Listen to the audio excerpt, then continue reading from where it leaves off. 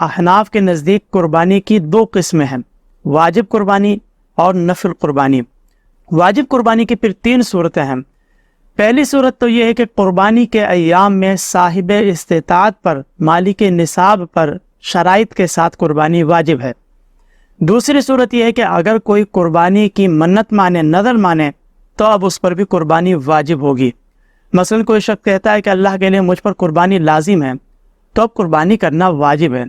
چاہے نظر ماننے والا، منت ماننے والا امیر ہو یا غریب، بہرحال اس پر قربانی واجب ہوگی، کیونکہ منت کو پورا کرنا لازم ہے۔ اللہ تعالیٰ ارشاد فرماتا ہے وَلْيُوفُوا نُذُورَهُمْ، یعنی اپنی منتوں کو پورا کرو۔ لہذا اگر کسی نے منت مانی تو اب اس پر قربانی واجب ہوگی۔ اسی طرح واجب قربانی کی تیسری صورت یہ ہے کہ جب اگر کوئی شرعی فقیر،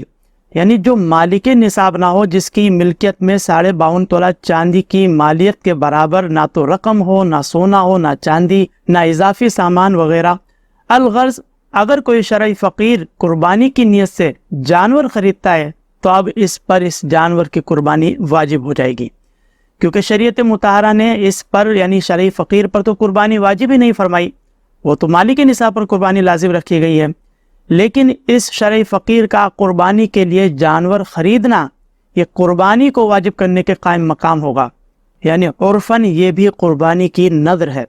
لہذا اس پر بھی قربانی واجب ہو جائے گی۔ تو یہ وہ 3 صورتیں ہیں کہ جب قربانی واجب ہوتی ہے، اور ان کے علاوہ جو قربانی ہے وہ نفل ہے، یعنی جب کسی شخص میں قربانی کے واجب ہونے کی شرائط ہی نہ پائی جائے تو اب قربانی نفل میں شمار ہوگی۔ جیسے مسافر کی قربانی کرنا یہ نفل میں شمار ہوگا،